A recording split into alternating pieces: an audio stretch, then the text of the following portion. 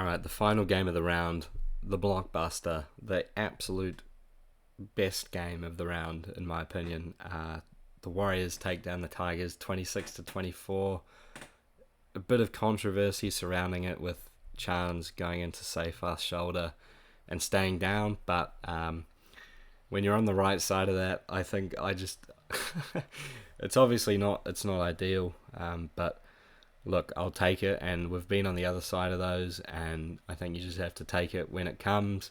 But yeah, it put a little bit of a damper on it for just seeing some of the comments on social media, saying that the refs were helping the Warriors, but look, still, it feels really good, and I really thoroughly enjoyed watching the game on my couch this time. Wish I could have been there, but yeah, just a really impressive performance from both teams, looking much better. I really hope that the Tigers have a good season as well, because I do quite like the Tigers, because Benji being a Kiwi and whatnot. But yeah, cracking into fantasy, we've got Terrell May at the top. Who would be surprised by that? He played the whole game, 85 points in 80 minutes, and he almost had a try. He was putting it over the line, and he just dropped it at the last second. So if he had got that try, that would have been a line break, a try, and a couple more tackle breaks, which would have taken him over the 100-point mark. And yeah, if you did bring in Haas and captain him, you're pretty scared watching that, because Captain Terrell May definitely won this week. But going forward, I think May wouldn't have played the 80 minutes here. They did have an injury. Samuela Fainu got injured, so they were pretty low on forward stocks. They also had Adam Dewey out in the warm-up, so Latu Fainu came onto the bench. He did play a bit of lock. But yeah, I think May, going forward, deciding between Captain Haas, Cleary and May is going to be a really tough call, because we've seen just here, if they need May to stay on the field, he can do it. And yeah, I mean, 85 is just a ridiculous score. So yeah, I once again say, if you don't own him, there's still 55% of teams that don't own him. He is still a buy. You need to get him in your team, priority number one. And yeah, just love owning Terrell May. He's just a fantasy points machine. But elsewhere, we've got Pole, 62 and 69 minutes with a try here, so he had a pretty good game. And I think with the bump in minutes he got, mainly due to Fainu being out and just the sort of benching dilemma. Oh yeah, because Jack Bird also played at centre. He probably would have played a few extra minutes in the middle if Dewey had been playing. But yeah, Pole, maybe one we want to look at here. He could be getting, I think I said last week, if he gets another big minute game, we need to have a look. And yeah, just the concerning thing here is the 7 missed tackles, but it was a rainy day, and that tends to happen. Like, the Tigers had a heap of missed tackles in this one, so did the Warriors. So it was just a game where everyone was falling off tackles. But yeah, I think I'm going to chuck him on my watch list, and sort of when we see their team list on Tuesday, I'll try and project what I think he's going to score going forward. Alex Seyfarth, he's a guy I own, and yeah, really enjoyed his performance. He obviously had the line break, try assist for Stafford Toa, try saving tackle as well, and 43 tackles to go along with that, and 99 run meters. So yeah, really good performance from him, except unfortunately he got put on report for that shoulder tackle on Chance, shoulder to the head. So hopefully he doesn't get suspended there. But I don't think it's going to happen. So for him, hopefully he didn't jump off him just yet. I think he's definitely a hold for a long time. Don't know if he's a buy. I think without those sort of attacking stats, he's sort of like he'll be like this high 40s guy, and I think at the price, he's probably just a bit too expensive now. There's more emerging options that are falling in price. So I don't know if I can recommend him as a buy now. Stafford Toa, if you jumped on him this week, you'd be really pleased with this one. He got a huge upgrade overnight. 50 points here with a try, 14 tackles, no missed, 3 tackle breaks, an offload, and 180 metres gained. Yeah, you love to see it. And he's been a popular cash cow for fantasy, and hopefully you started him as well. I think he's a guy you can look to start as week to week, possibly one to loop, but for now, I think in the centres you can definitely look to start him along with Toya or whoever else you have, Tamale. And yeah, in terms of buying, I think it might be a bit too late. You've got Katoga that's going to be cheaper than him and probably a more safe scorer. Katoga's going to be about 320k, Stafford's 387, so I'd definitely be going Katoga there. I wouldn't be looking to buy Stafford. Curacao, 62 minutes here, 43 points, so if you do happen to own him, I'd be looking to sell pretty soon in this 60-minute role. He did kick the goals here with Dewey out, so he would have only scored 37 without the goals, and I think he's one that needs to be moved on pretty well, not too quickly, but in the next couple of weeks, I think he's definitely a sell because, he needs that 80 minutes to be worth having. Twal got a few less minutes this week. Might have just been a game situation kind of thing, but still, point a minute, 38 and 39. It definitely could be a lot worse if you do own him. But he may be nearing the end of his price rises, and if he's named at lock next week, I think you can hold one more week, but he's one that you may want to look to move on as well in the next sort of month. Dream Buller, 36 and 80, fairly standard from him. He had a disallowed try, so he's starting to look pretty good, but losing money here, I don't think we have to look at him just yet. Same for Galvin, he's going to lose a chunk of cash here, just 35 points. And with him and Luai sort of stealing points of each other, I don't think Galvin's an option at the moment. Latu Fainu that is, got a nice try through the middle there. Not sure if he'll be in the side next week, but he definitely didn't hurt his chances. But coming off the bench, I don't think we can look at him.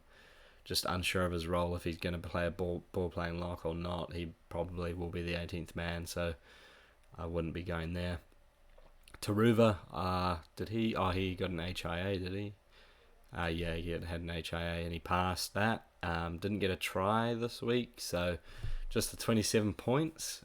So that happens with the wingers, as I keep saying, and I wouldn't be looking at him. Samuel Afainu got injured there. I'm not too sure what it actually was. I think he was limping, so some kind of leg injury. So we'll just have to wait for news on that. But if he's out, I think possibly Jack Bird might move to an edge, or you could see someone like Ruben Porter come up from reserve grade. We'll just have to wait and see. But if you do own him, if he's out for a couple of weeks, I think you can safely sell him there. Sione Fainu, 25 and 53 minutes here, so he got a big chunk of extra minutes this week and couldn't really make the most of it. He's still going to lose money here, and I wouldn't be looking at him. He will go back to that sort of 20 to 30 minute role next week, I would guess. Luai could be one that gets suspended this week. I think he got put on report, and just 24 points as well. He's going to lose a big chunk of cash here, and one to definitely not buy, and I'd be selling him, to be honest. 10% of teams I definitely would be selling. Fatape scored a try and just 24 points. Could be out of the side next week. Well, will be out of the side if Gerald Skelton's ready to go. So be ignoring him.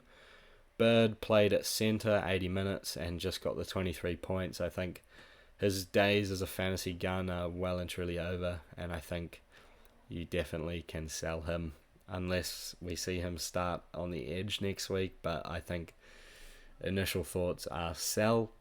Royce Hunt, even with these injuries, he only got 20 minutes. That shows what kind of motor he's got, and he's probably an urgent sell for the 17% of teams that have him.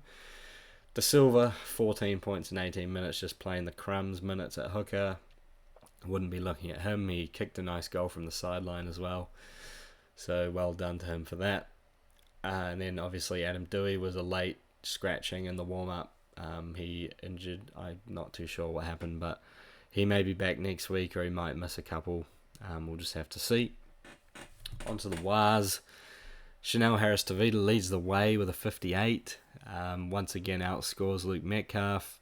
But yeah, tough one to predict. I guess he did have 10 points of value to start the season, but going forward, I don't think he's one that we can jump on now. We've missed the bus, and yeah, what's he going to be priced at now?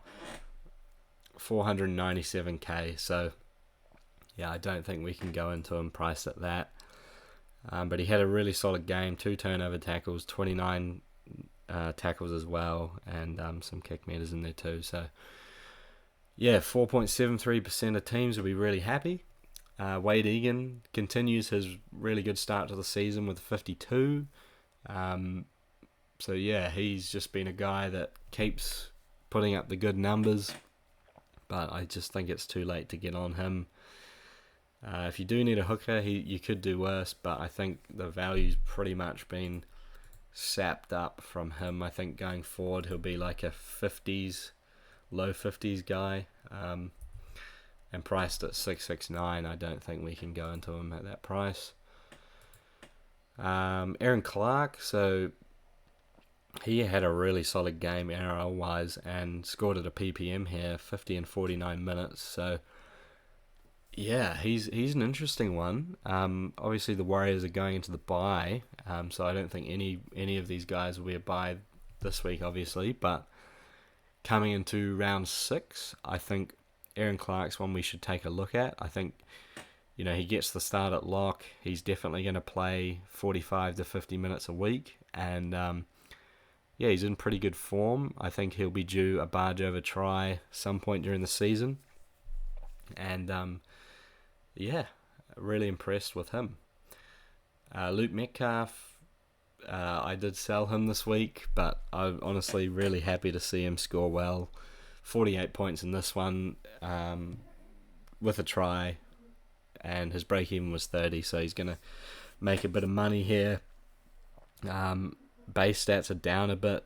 Kick meters 240, a bit low, only 9 tackles, but the key here is the run meters. He's fixed that up, 116 run meters this week, and going forward, I think he can probably average like low 40s, maybe around that high 30s, low 40s mark, and he's one you can definitely hold on to through the bye, use him as a looper, and then, yeah, Warriors in decent form. I think he can keep putting up some decent scores for you, 5 goals in this one as well, so yeah, pretty positive stuff there if you held on to him. If you did sell like me, I'm not too upset about it. I did move him on to get Haas and Thomas Jenkins into my team. Jenkins is making money. Haas is obviously a captaincy option. Metcalf is now making money, but if he didn't score the try, it would have been about a 40, even like 38 or 39. He wouldn't have got the goal, so yeah, I don't think you can be too upset about that one. You had to get Haas in somehow, and yeah, I probably would have preferred to sell Tom Gilbert, but it's marginal. I'm not too worried about that. Gilbert will be out next week with a suspension as well, but that's okay. I think we can let this one go. And then we got Barnett and Fisher Harris, so their minutes weren't in a tight game. They sort of played the quality minutes rather than the quantity. So Barnett 48 and 47, Fisher Harris 47 and 51. Hopefully you jumped off Barnett, because 48 high 40 scores are just not good enough at his price. Going forward, his minutes unpredictable. There could be 40, but anything between 45 and 60. So yeah, I'd probably be definitely jumping off him still. Fisher Harris still making money. PPM still looking pretty good, so I think he is a solid hold for now. Halasima, hold through the bye with Fisher Harris, but jump off Barnett, I would say. Halasima scored a really nice try, contender for try of the week. And yeah, he looks like just a really energetic young gun, and it's really promising to see as a Warriors fan.